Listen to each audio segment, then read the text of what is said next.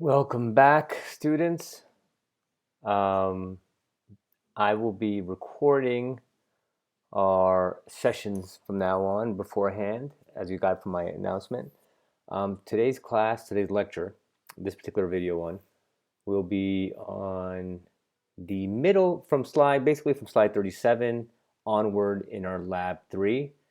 I'll have a previous video for the earlier the slide numbers before number 37 right here, before lecture number 37 before. I'll have a separate video for. But in New Brunswick, at least, we ended at this point. If you guys remember in lab 3, I know it's going to be hard for some of you guys to remember this, but from lab 3, let me make this a little bit bigger, right? So it's easier for you guys to see. We ended basically at this point in the slide. Actually, the next part was we started in the column section of data tables. If you remember, I used this as a jump point to introduce data tables to you guys in the world of R. Now, this is a little bit weird.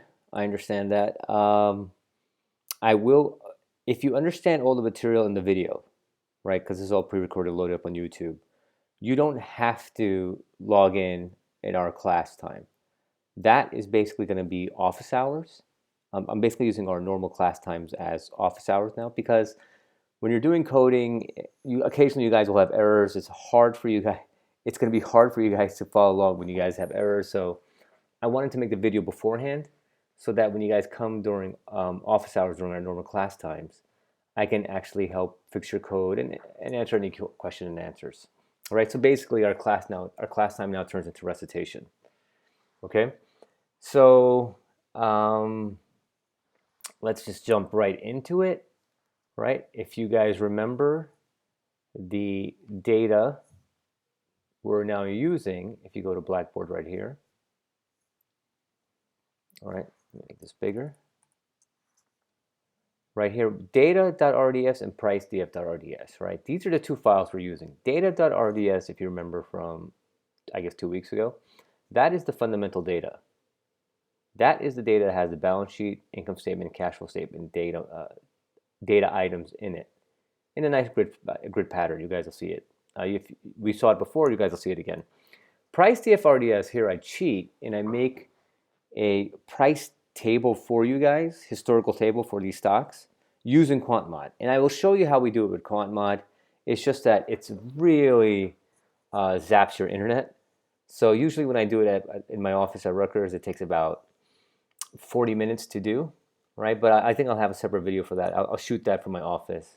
Well, I mean, I'm going to shoot it from my office. I'll show you guys the code, and you guys could run the code anytime you want. I would recommend you do it at a time when there's not much stress on the bandwidth, right? So first things first, just as a recap, let's go ahead and load up those two data files again. If you remember, to load up those data files is really easy. Go up here to File, Open File, and just go to your directory where you save those datas, right? So you guys have a separate directory for that, for this class. I saved it in a previous folder. It was spring 2000, right here, right? So here we have my data RDS.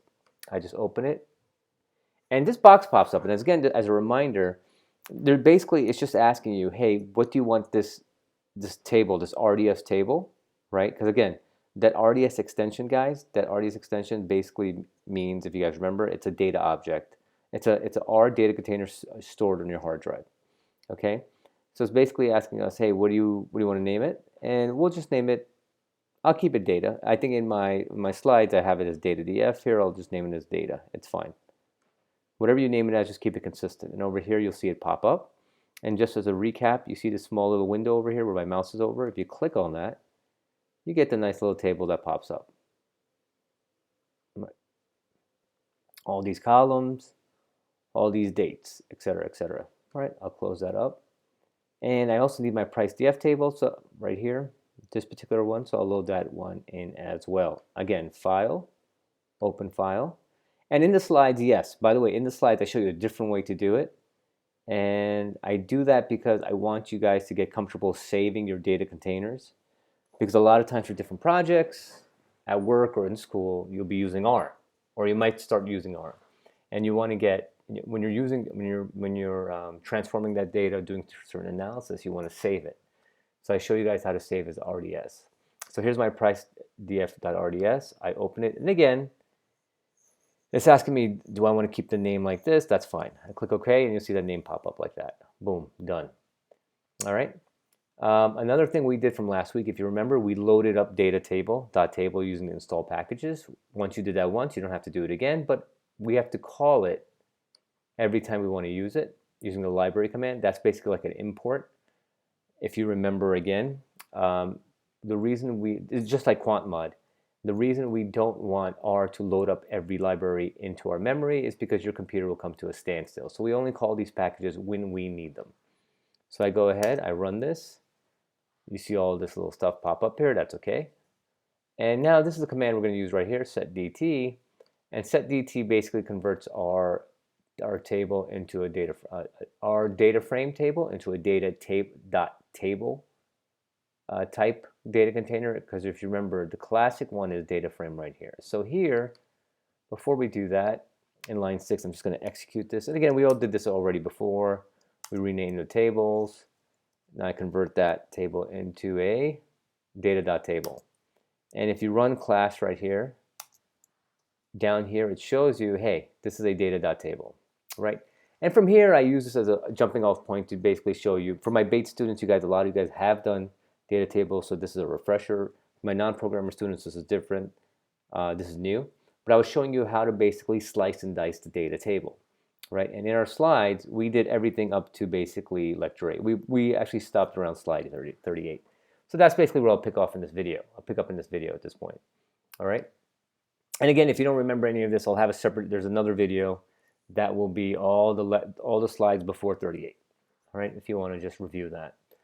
So if you remember, in our DF is our data table, and we have the brackets, right? There's my open bracket and my closed bracket, all right? Just like when we're dealing with any kind of data container in R. But this time we have these commas. In data tables, we have up to 2 commas. You could have no commas, like you see up here in line 22 and line 23. I have no commas. Why is that? Because I'm simply filtering within the rows. Done. But once I start doing things from the column point of view, right, I need that single comma. And that's what you see here in line 26.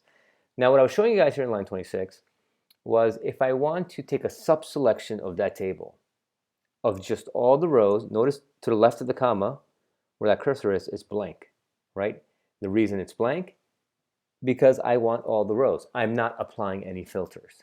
So this is basically saying, give me all the rows, but now to the right of the comma, I'm now in the column section, right? Right here, like the green part, the column section, all right?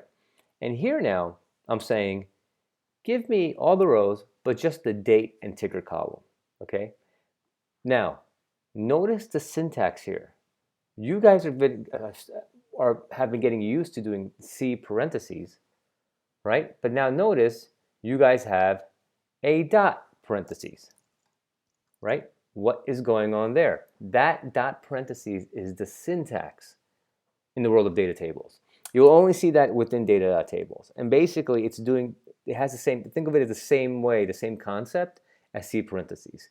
If I want to select more than one column, I must use dot parentheses. So when I execute this, right, down here in my console, you will see it's giving me all the rows. Notice the 3 dots over here. It's not going to show you all the data because once again, R expects you to be a disciplined data scientist. And it's not going to give you all the data because giving you all the data is kind of useless because there's not much you're going to analyze, break down, and analyze. You're not going to look at 276,000 rows of data and make some sort of analysis, right? So it gives you a summary to basically show you what you're getting back. So it gives you the first 5 columns and the first 5 rows and the last 5 rows. And so here's the 2 columns, right? Date and ticker. All right, cool. That's what we wanted. Notice the type of data container it comes back as. It comes back as a data table. I stress this because if you go to line 27 now, right, and I say, okay, give me all the rows, but this time the ticker column. Notice there's no dot parentheses, right? When I execute this, I get these results back like this, the ticker column, right? Now, what is this indicative of? This is indicative of the fact that when you don't use the dot parentheses and you just have one column within data tables, you get your data back as a simple vector, right? As a simple vector. Where have we seen the opposite of this before? We've seen the opposite of this before. If I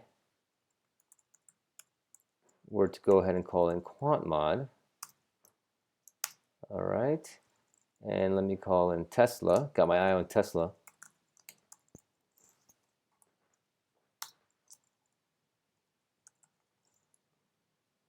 And I run this, right?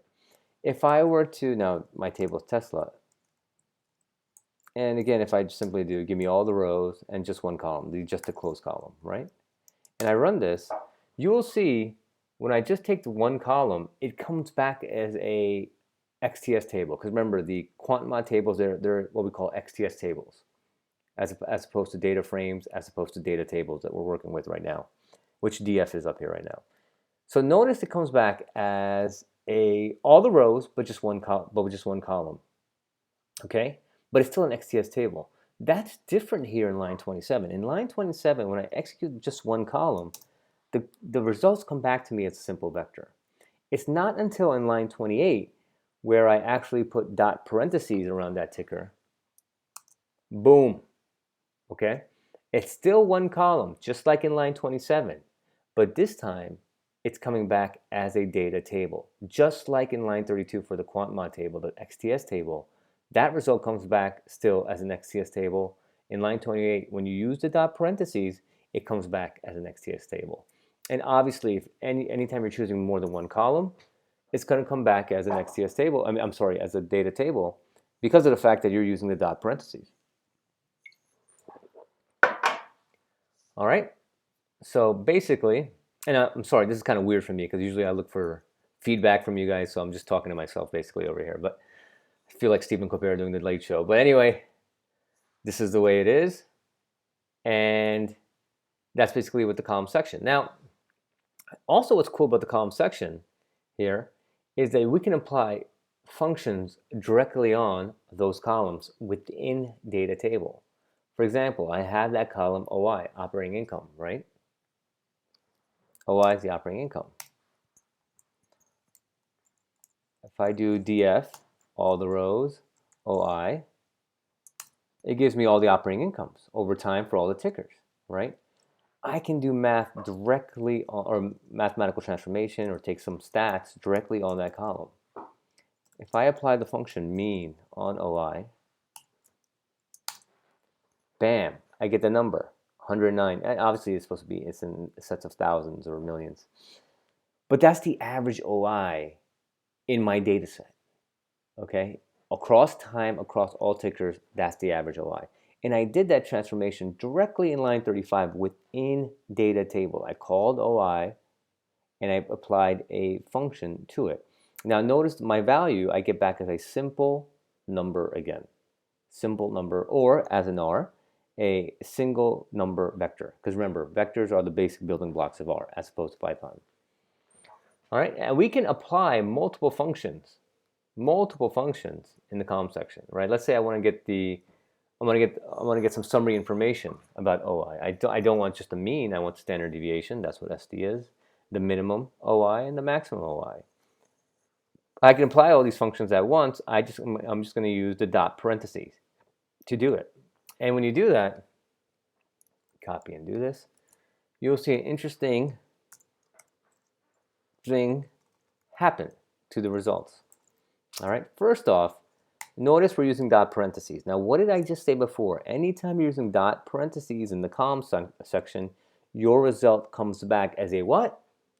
As a data table.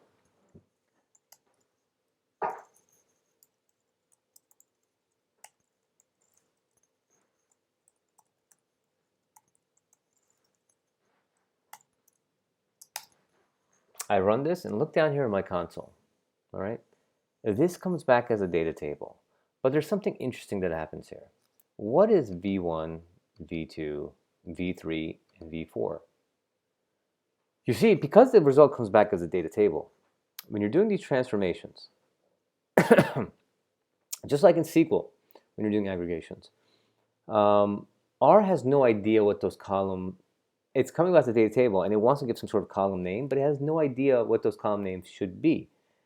In that situation, R will go ahead and make up its own column name, starting with V1, V2, V3, V4, and all, and so on, so on, so on. V standing for variable. That's basically it, right?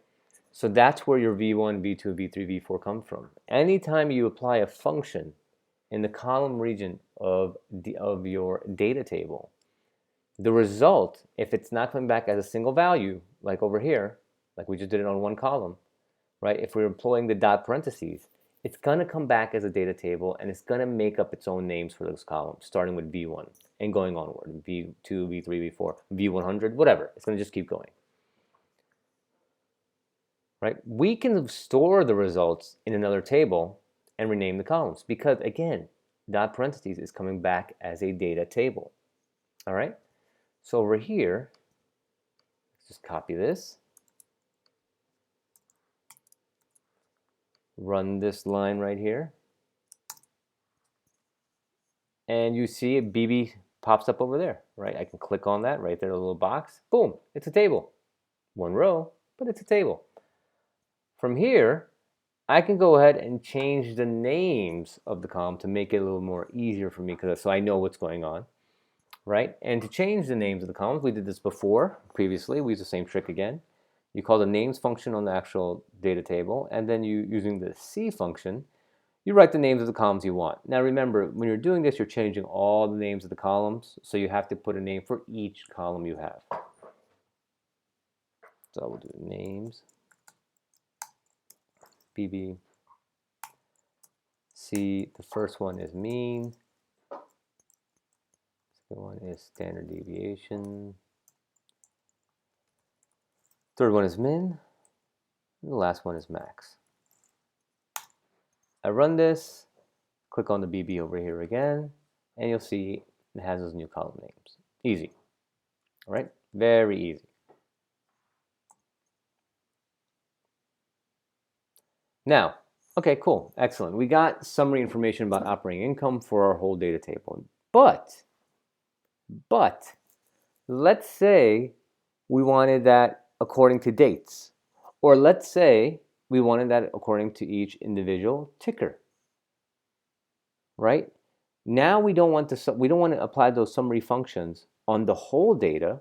We wanted to apply it systematically on parts of the data, all these different subsets of the data, but all these different parts of the subsets of the data, all right? The key here is subset of the data. We must now use that third section of the data table, which does aggregations. And for all of you, everybody's done MIS, everyone's done MIS. This is basically the group by, if you want to think about it in SQL, the group by command in SQL. It's directly in data tables, right? So let's say hypothetically I want to take the mean, standard deviation, min, and max of operating income, but this time I want to break it down by date. How would this work? I would use that third section and say, hey, apply these functions here again on this column OI, but this time do it date by date, all right? Date by date. And if you can see, what happens here is now we don't get back a data table with just one row and 4 columns. No, we get a data table back with 120 rows and 5 columns. All right. Now first, why 120 rows? Because we have 120 unique dates in our table, in our data set. And when you use that by equals date over here, what it's doing basically behind the scenes is it's creating a unique subtable for every unique value in date. And if there's 120 unique values in the date column, then there'll be 120 subtables created. One table for each unique date. All the data will then be sent to those subtables. For example, up here, 1998-12, every row that has a date 1998-12 will be sent to that subtable. All right.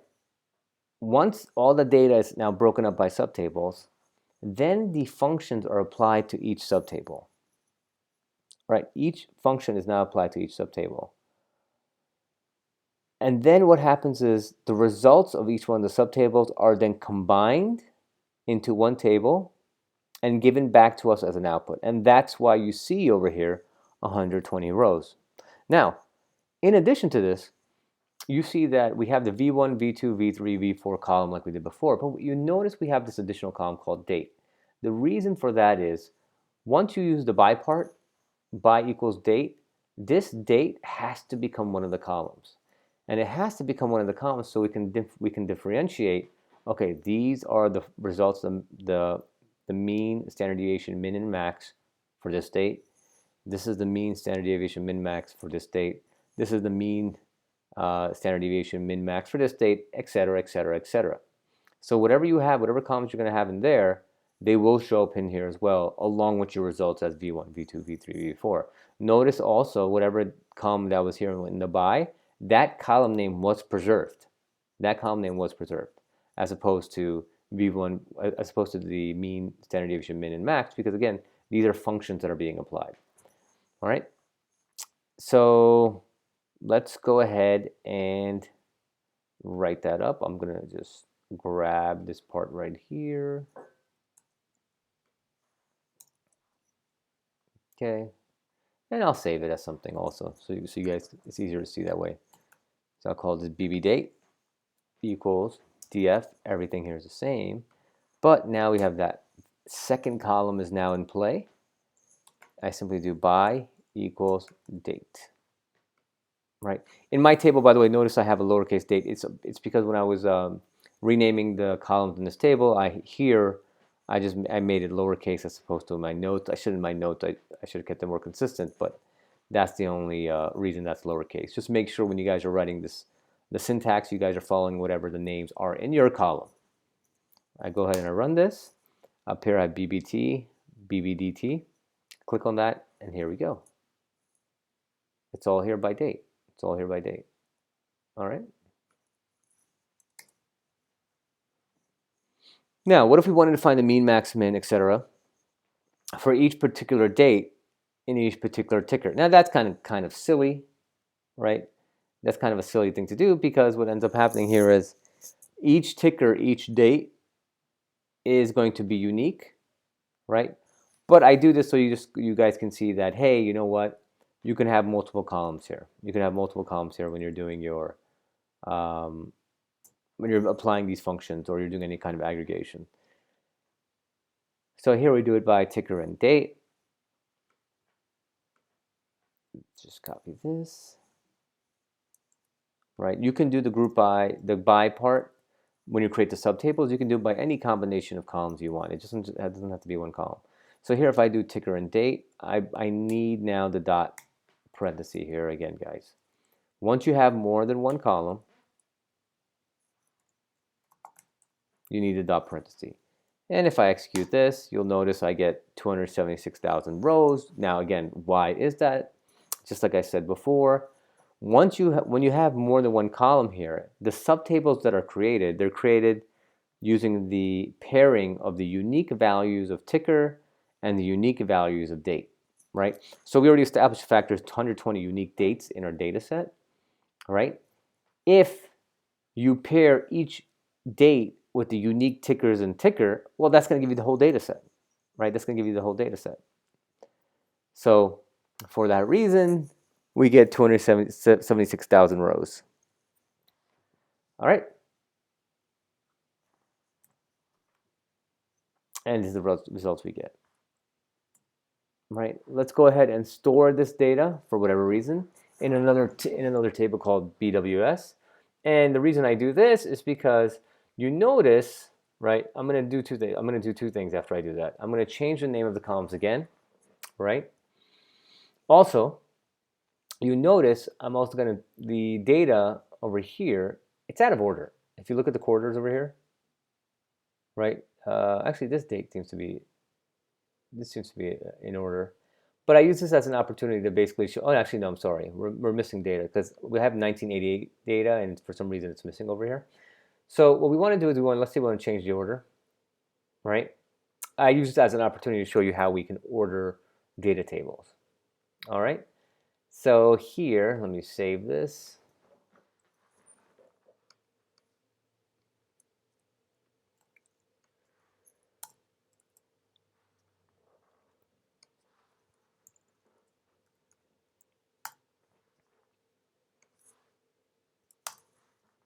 Boom.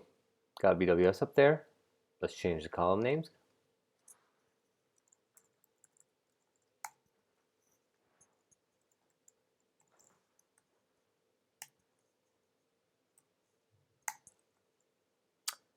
So the first column will be keep it ticker, keep it date,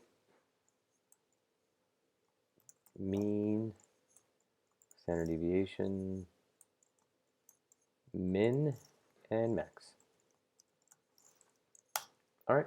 And then let's change the order up, right? If I click on BWS again, notice my new column names. And here, it looks like it's obviously going to be in alphabetical order, ticker order first, and then date. Let's change it up. Let's switch it up. Let's do it by, again, let's do it by ticker, and let's do it by date. It should, probably wouldn't change the order up too much. But again, this is a great way to show you guys how to do the change the order data set if you're working with. So I want to change it by, I want to do it by, basically by ticker and date. Right, real simple. Boom, click on BWS here, right here again. And obviously the order hasn't changed much. It's fine, right? Now, this is by default, when you use the order function, it is by default in ascending order. Anybody want to take a guess how you do descending order? This is where most of you would have your hands raised because you're just great students. You just place the negative there. So for example, let's say I wanted to change the order so that ticker is in ascending order, in other words, alphabetical order, but date is now in descending order. So I have the most recent date first and then the oldest date last. All I would do is simply place a negative here before the date, and now it's become in descending order. Click on run this,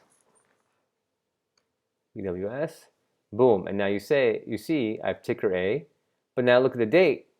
It starts off with 2017-12, which is the last quarter we have, and then it goes from there in descending order, 2017-09, 06, 03, 12, right, down, down, down, down, down, down.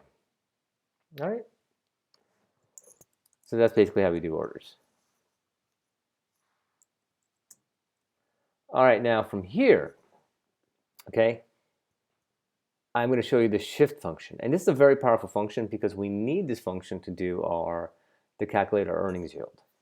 And it's very, very cool feature in data table. All right, anytime you're doing a time series. And I think a lot of you guys have seen this, obviously, when you worked with time series. This is how you guys were able to do analysis across times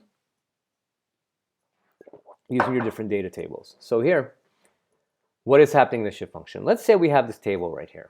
All right, and do I create this table? No. Let's go ahead and create this table. All right, so it's basically, what is it? A and B's. We have two tickers, A's and B's, and with the operating incomes of from 2 to 10 and 5 to 25. All right, so let's go ahead and do that. So I'm going to create ticker equals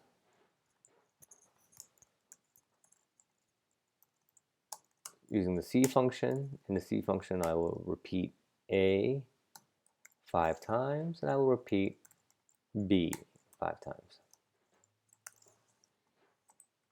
All right, done. Oh, gotta use my quotes.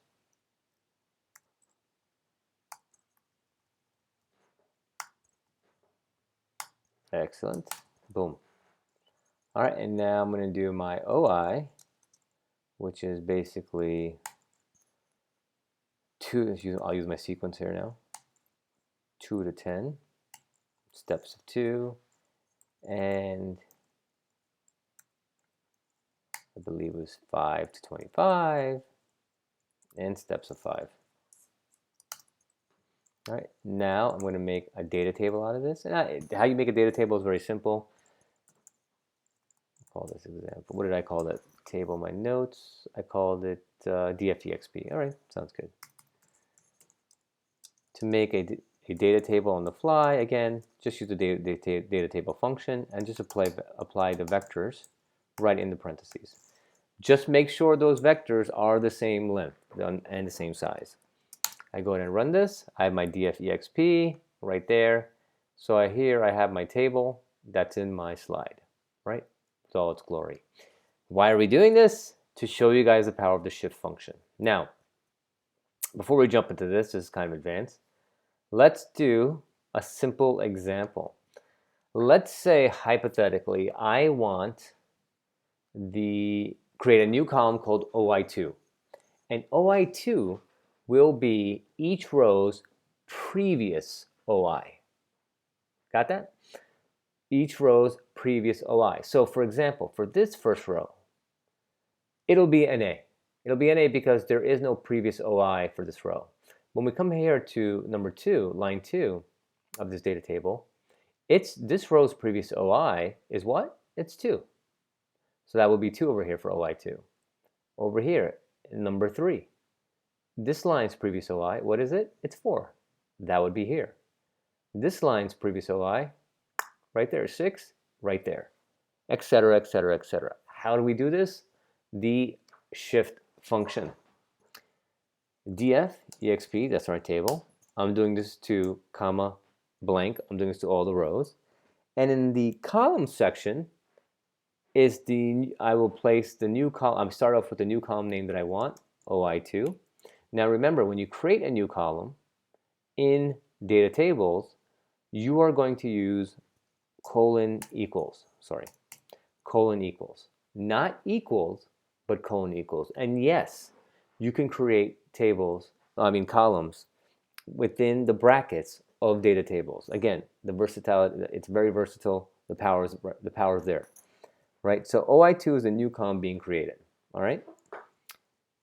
Now, if I were to just say, let's say OI2, 3 right here, and just run this, boom, you would see, click on df.exp over here, I simply just create a new column called OI2, and I put the value 3 there for all the rows, right?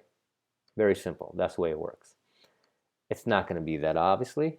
We're going to use the shift function, right? And the shift function basically takes 2 parameters. The first parameter is the column that we want to look through time. In this example, we wanted to see the previous OI, so it's the OI column. We want the previous of the OI column, so that's the first parameter. The second parameter is basically how far back. Well, we want to see n equals 1. N basically means the number of rows you want to look back.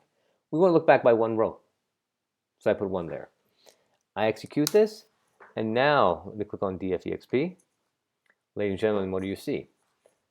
The first row, OI2 is an A. The second row, it's 2. It's 2 because the previous OI for that row was, boom, it was 2. The third row is 4.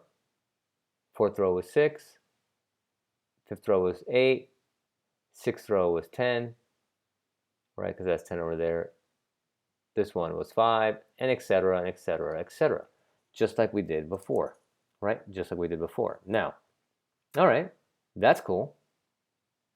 But what if we wanted to do it for more than 1 row? I'm sorry, more than 1 column. In other words, we want to create an OI3 that shifted 2 spaces back. Let me click on this. We want to create another OI3 column that's not just the previous row, but the previous row. So again, for the first row, it would be NA. The second row here would be NA because here it just has a previous value. It doesn't have a previous value. But on the third row, now we're getting to business. All right. In the third row, you have a previous value for OI2 right there, and you would have a previous value as well. That would be 2. So OI3 over here would be 2. All right. So how do you do that? Very easy. Let me copy this. Here, now we're going to create more than 1 column. In fact, we're not going to just shift 2, we're going to shift all the way to 3. We're going to shift by 1, by 2, and by 3. How do we do this? Boom. right? Remember, 1 colon 3 is just basically the values 1, 2, and 3. So n now is going to shift 1 time, 2 times, and 3 times. Where are those results going to go? Those results are going to go again over here. We're now creating more than one column at one. Now we have to create more than one column in one shot. When you're creating more than one column, you need to use the C function again. This gets a little confusing. I don't know why they did this, but this is basically the syntax. And anytime you use the C function to create more than one column, you have to put those new column names in quotes now. A little different than line 50. In line 50, we're just creating one column. We just wrote the name of the new column. We didn't need any C function. We didn't need any quotes. But now when we have more than one column being created, we have to use the C function, and we have to put the new column names in quotes.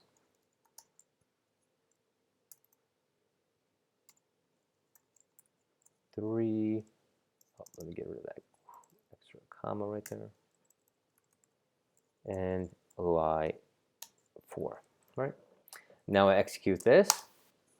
Boom, if we go to df.exp, look what we see. I'm going to scroll this down a little bit so it's easier for you guys to see. All right. The first row, NA, makes sense. Nothing's up there. The second row, we just got a 2. That's only up there. Third row, sweet. I got my 4 for OI2. I got my 2 rows above. I got my 2, but no 3, NA. It's not until we get to line 4 over here that we have the full package. 1 row above, 6. 2 rows above, 4. 3 rows above, 2. Same thing with line 5 over here. 1 row above, 8. 2 rows above, 6. 3 rows above, 1, 2, 3, 4, and so on and so on and so on. Right? This is the power of shift. It allows you to take previous rows of previous data from previous rows, or in this case, think of time. Think of time. Different time series, right? And it basically is taking this data, boom, and it's allowing you to create new columns so you could do analysis, column-wise analysis on this table. Now, that's all fine and dandy, all right? And we created this. But if you look at the slide, I ask you, what is wrong with the results, right? From not a technical point of view, but more from a logical point of view. Here, this is the ticker A, okay? It is getting its previous values within ticker A. But when we come to the first row of B, over here, OI2 is the previous value of B. Boom. What has happened? It crossed over and took the value from A. Here it did it, here it did it, and here it did it. That's wrong. For B, it should take the previous row's values just within B's, just like A did. It should have all these NAs. What's the problem here?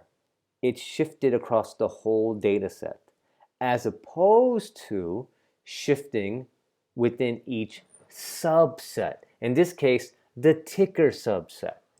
What am I getting at? I'm getting at using the third section that we just learned about, right? The group by part, the group by part. If I were to apply a third section, the third section, and this time do it by what? By ticker. This is what's basically going to happen. Anytime you invoke that third part, that is the part that happens first. So as soon as R sees this by equals ticker, boom. The first thing that happens, nothing else is looked at. The first thing that happens is the subtables are created. So a separate subtable for A is created, a separate subtable for B is created, separate from one another. All right, they don't even know, each doesn't know the other exists. Then what happens, these shift functions are applied to the A's and to the B's. All right, so the A's are applied as normal, but the B parts now, over here, when it comes back here and says, what's the previous row before it? It's going to be an A. And the reason it's going to be an A because now it's broken up into its subtables. There's nothing above it. And that's why now you're going to get the same sort of process that happens for A before. Right? Let's go ahead and execute this. And then I click on df.exp right there. Boom. You see we get the nice result again. And the reason, and what happens is it does those shifts in the subtables, and once it's done, it combines the subtables again and gives you the output like this. And this is why we get the result like this. right? This will get a result like this. For B now is all NAs from before, because when the shift was being applied, it was being applied at the subtable level, not the whole table level. And that's why we get this result. And that's the power of shift, right? In combination with that third section, which is the group by section, right?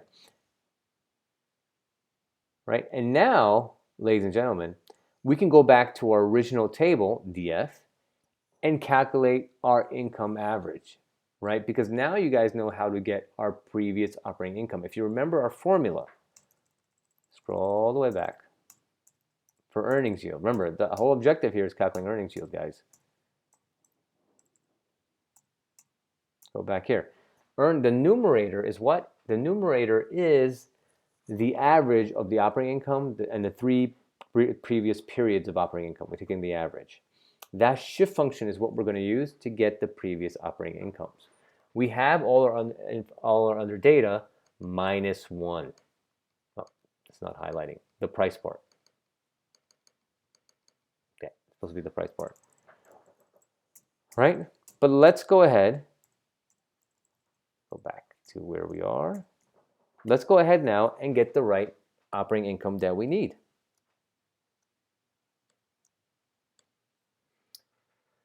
So let's go ahead in our data set and calculate, or actually let's, first of all, before we calculate anything, let's go ahead and get the columns that we want, all right? So we're here, right? If I click on my DF table, you'll notice I have my OI column right here.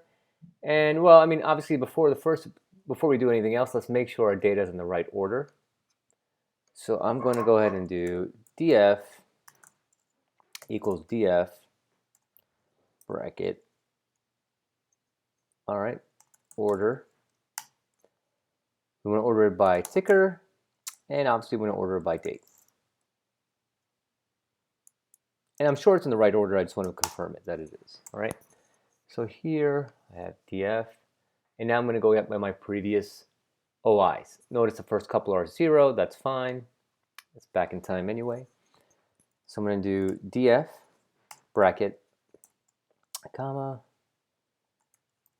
use the C function just like we did before, right? Just like we did in our example. OI2, OI3, OI4. Colon equals shift OI n equals 1:3. And obviously, we want to do it by ticker. I go ahead and run this. I go to my DF table now again. And what do you guys see? You see my OI2, OI3, OI4, my previous OIs. If I scroll down where the ticker A finally will end, and the new ticker AA starts, notice down here it becomes NA all over again, meaning the results aren't bleeding from one ticker to another. Each ticker is preserved, getting its previous OI, previous OI, previous OI, and previous OI. All right, so good. We got that set up. All right. Now what's the next step from there? So here, let's go ahead and now calculate our OI. Now, we should apply a mean function. There's a separate, notice how I'm taking the average. I'm literally like a caveman. I'm adding up the 4 values and I'm dividing by 4. The reason I'm doing this is because I want to apply this function. I want the mean of going across the row, and R has several different functions for that. I'll show you guys a little bit later. But just for simplicity's sake, we just want to go ahead and use OI, OI2, OI3, OI4, and get my OI average. Remember, OI average is my numerator for my earnings yield formula. So let's go ahead and just do it the simple way. DF, bracket all the rows, creating a new column called OI average, colon equals. It's going to be OI plus OI2 plus OI3 plus OI4. Divide that by 4. Run that. We're doing simple. Notice we're doing math column-wise. We're doing math by column by column by column. It basically comes out to like vector mathematics all over again. I click on this. Boom. I have my OI averages. I have my numerator. I have the numerator I want for earnings yield. All right, so now I'm almost ready to go. Here, what I do is something else. I do something slightly different. I'm going to take a subset of my DF table for just the dates for 2015-06, 2016-06, and 2017-06. Now, why is that? The reason is, if you go to my price DF table, right, you will notice, I've clicked on it, for each ticker, there's only 3 rows, right? Which rows is it? Which dates is it, actually, that I got prices for? 2017-09-01, 2016-09-01, 2015-09-01. It's the same for all tickers. Why is that? Again, I'm simply trying to recalculate the analysis. This time I only do up to 3 periods. I only do from 2017-09, 2016-09, 2015-09. I'm trying to recreate the analysis that we did before in our previous labs, Lab 2 and Lab 1. Right? Now we're here, we're limited by dates. But again, I want to calculate what the earnings yield would have been at the beginning of, now it's just 3 years, right, instead of 4. But at the beginning of, let's say hypothetically, you went to school, you were going to pay for your tuition in the beginning of fall of 2017, beginning of 2016, beginning of 2015. I want to recreate what the earnings yield would have been. Because last time when we did our analysis, we used SPY, and then we used another random stock like Tesla or whatever, and we got some, mixed results. SPY didn't perform as well as our education, whereas Tesla destroyed our education. Obviously, Tesla's getting decimated. All the tickers are getting decimated now. But the point is, now, hypothetically, what if we were to use earnings yield to make our decision for us when we were buying tickers, when we were purchasing stock instead of buying tuition? Now, again, right off the bat, the results won't be good. I'm telling you they're not going to be good because earnings yield is not used for picking tickers. And I cannot stress this enough. Earnings yield is not used to pick good stocks, right? ROC that we'll do a little bit later, that is that's one of the ratios, and there's many of them as well, used to basically find stocks of quality, or what we call wonderful businesses, quote unquote. All right, earnings yield, the point of earnings yield is to find a fair price, is to basically benchmark your price to other possible investments. It's basically making everything apples to apples, oranges to oranges. If you guys remember from the previous examples, we'll do it again in another practice set. All right, so these are the dates we want, and if these are the dates we have, then here in our DF table, scroll back here, I'm going to take a subset of the data for just 2015-06, 2016-06, 2017-06. Now, for some of you, you're like, wait a minute, what? I have data here, go back to Price DF, of 2015-09, 2016-09, 2017-09. Why am I taking a subset of data of 2015-06, 2016-06, and 2017-06? What is going on here? Basically, what's happening here is that this is quarter end data. Look at my DF table right here. This is quarter end data. Yes, I have 09 data, as you guys can see. There is 09 data. But that is what we call quarter end data. This data is not available until the end of the quarter. So in other words, the last day of September 2007, for this example. When we're doing this analysis, right here, this analysis is being done as the first day or the first few days of the September of each particular year. As an analyst, if you're testing the earnings, if you're testing any kind of ratio over time, you need to be aware of the context of that time. What I mean by that is, if I'm calculating the earnings yield for ticker A on this date using this price, right? I can only use the fundamental data that was the most recent fundamental data for ticker A as of this date. Okay, as of that date, the beginning of 2015, of September, the most recent data was not, I repeat, was not, let me scroll down here, 2016, 2017 right here, since we're talking about ticker A and ticker A right here. It was not, which one are we doing? 2015? All right, we'll do 2015. Boom. Okay. It was not this data right here. At the first of the month when we had this price, the most recent fundamental data was not this, it was this. In fact, this was the end of June, so June 30th, this was this data. This fundamental data was not released until September 31st of 2015, whereas the analysis is being done as the first of the month of September. That is why when we calculate earnings yield using this price, the price from this point in time, we must use the fundamental data from this period. We cannot use it from this period. We cannot use the fundamental data from that period until the end of September, because that's when it's released. In fact, not even till the end of September, because usually fundamental data tends to be released after the markets close.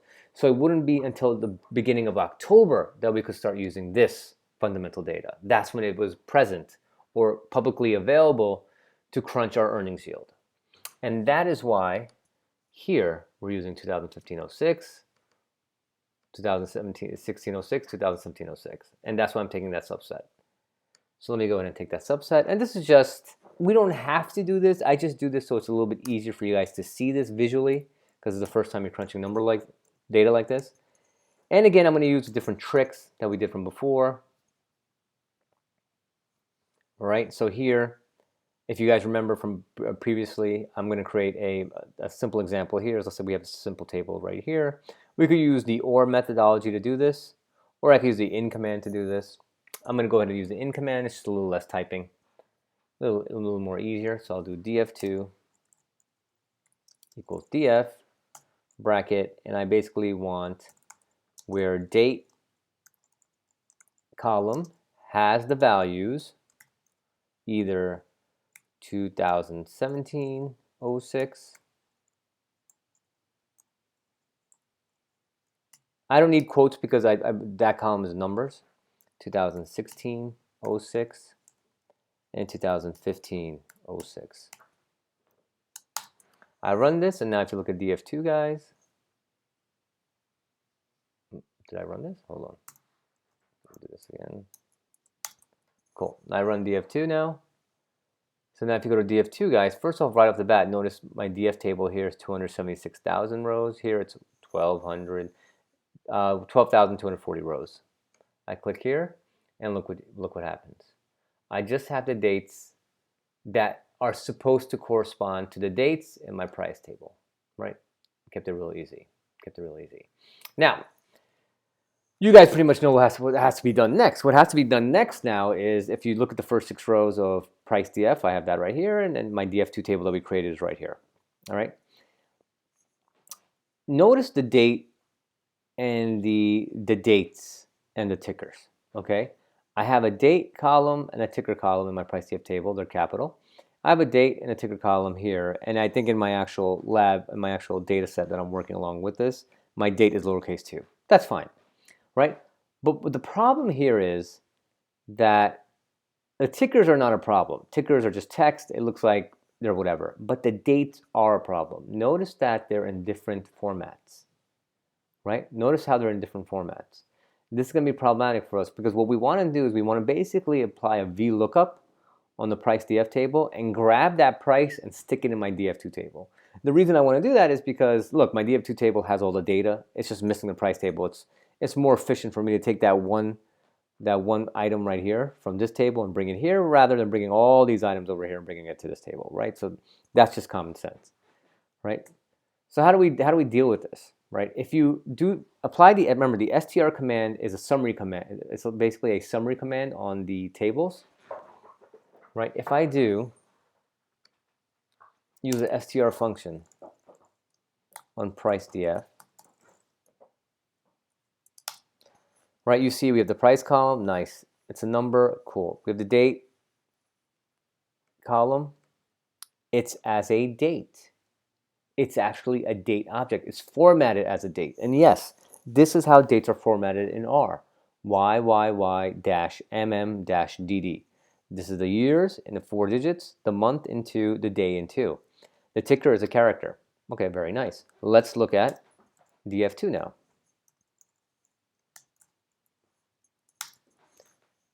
DF2, obviously, let me scroll up. We got a lot more stuff going on here. The ticker is a character. Fantastic. Yay. Right? We're good there. But the date, look at the date. It's an integer. It's an integer. All right, we're going to have to deal with this. We're going to have to deal with this. The easiest way to deal with this, right, is to convert using the date functions available to you in R, is to convert the date function in the price DF table into a numeric format just like this. Convert it into an integer in this kind of format, which we can do. Remember, the whole point of date functions, data objects is one. R and Python, they know that, look, this is a date. There's some sort of inherent order to this. But more importantly, we can change the format and we can get different features out of that date object. All right, so here, before we do that, I have to basically show you what the asDate function is and how you create dates and use them. So for example, let's say I just wanted to hypothetically create a table, a few date features. Right here, I think for the sake of ease, let me just see if we can copy this. All right, cool. Looks like it lets me copy that.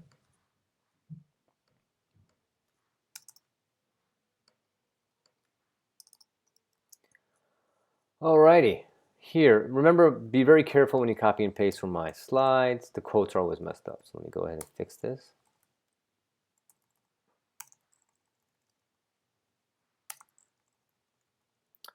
All right, and this is just a real cool way to just show you guys an example of dates. First off, when you're creating dates manually in R, you have to use the as.date function. Let me scroll this over a little bit here. You can see this. Perfect. All right. Okay. Fix that. Excellent. So I'm creating a vector called dt, and in it, it's going to have 4 values. This date, this date, this date, and this date. Notice I put the syntax. I'm using the syntax for R, YYY-MM-MM. And notice the dates I have to put in quotes. You guys know this from when we're doing quant mod. I run this, put dt down here. Bam, you see the dates are there. They're wrapped in quotes. These are actual date objects. Price column is just a random price column. I take those 2 columns together, create a new table called SAMPDT. If I run str on this,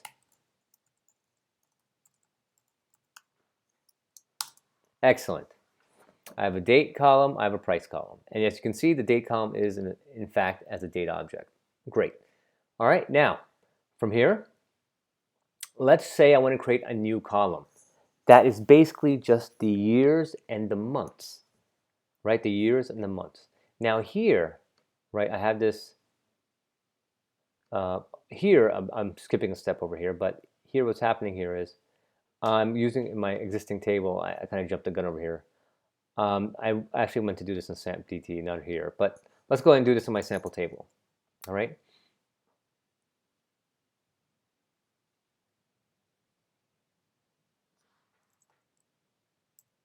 Jump the gun a little bit. So let's do here. Date. I believe I'm missing the format. It's all right. Oh yes, the format function. So I'm missing the format function. I'm sorry, I think I have a typo here. I should use the format function, but let me show you guys. Here I have a format function. You want to use this function right here, guys. Format function right here. Let's go to my lab. Let's go to my actual code right here. So here, let me show you something.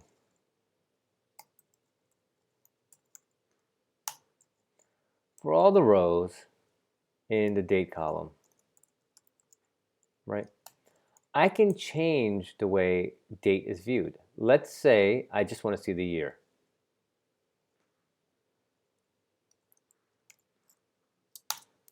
Now I got the results back as what? Of each of the dates as year, 2018, 2018, 2018. How did I do this? The format function, right, allows you to change the way a date is viewed and stored. Okay, so dt is obviously my date column.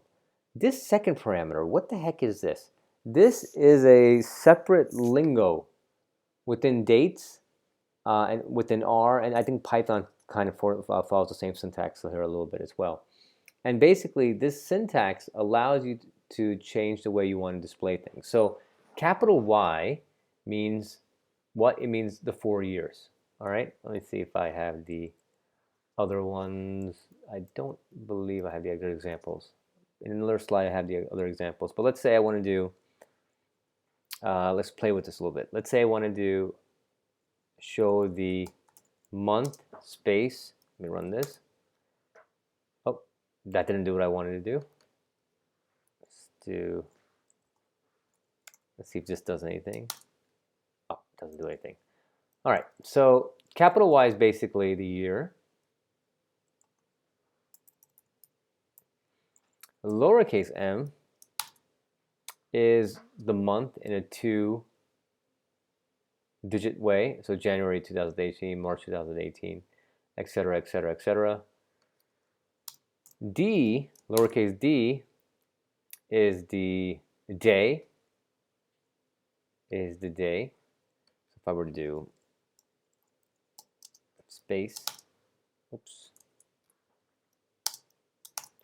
This gives you January 1st, 2018, March 3rd, 2018, May 1st, 2018, and May 31st, 2018. Right, the month, the day, and the year. I can change the format. I can put text right in here too. I can do this.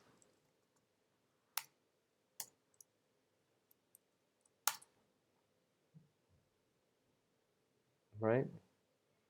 And so for the format that we want for our tables, right?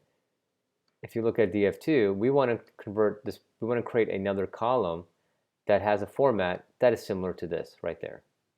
So that's basically going to be what? That's basically going to be year %m. Boom. And now we have the right years format, all right? That's basically what I want to do. So I'm going to create a whole new column for that for price df. Now, slight problem here is that I can do that for a year, right? And there's different ways I can do it. But there might be a slight error because what ends up happening here is this becomes a character, right? This becomes a character. So we can try it in my code and see if it works. We'll see if it works. If not, then we'll convert it back into an integer. Because remember, for strDF2, date is not a character, is an integer. All right, so let's go ahead and try it. All right, so now for price df, the first thing we want to do, guys, is let's convert price df into a data table.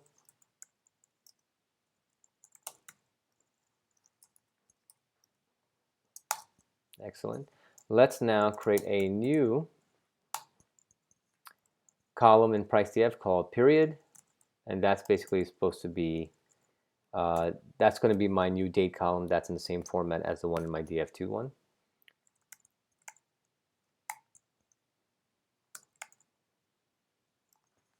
Let's just confirm what the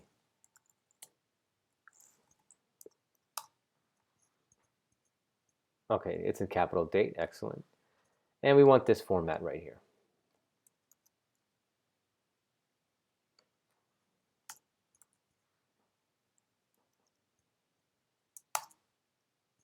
Oops. Typo right there. Excellent. Now if you look at the price df now, guys, scroll over here.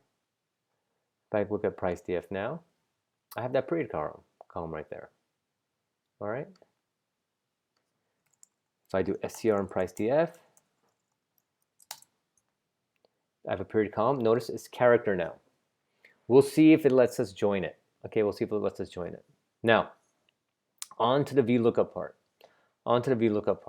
You can exclude line 3 over here. We don't need to do that part. All right. So here. So for here, guys. Oh, actually, we have one additional problem. We go to price df, guys. If you notice, this is going to be 2015-09 for A, but in df2, it's still 2015-06. Oh God, this is gonna cause us problems. And then later on, in later lecture, when we actually take the daily price for all the dates, I show you guys. That's where I show you guys more of the date features. For here, let's just keep it simple, right? I think that's what I do it in my lab solution over here. Just to keep a solution, let's just get rid of the month part right here. All right, so then we have to do the substring. So here, I do this. I go back to price df, guys.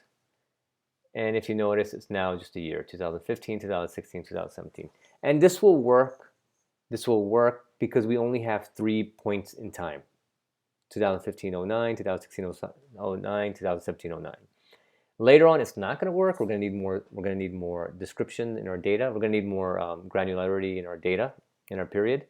But we'll deal with that when we get to it. If I go to my df2 table here, this column as well, I need to just get the year out. But the problem is, like we just learned before, if I do str and df2 here, line 61, it's a character I cannot use. I'm sorry, it's an integer. I cannot use the format function. I can use the substring function. So this is why I think I have this here, to make it simple for everybody. So line 3 is in play.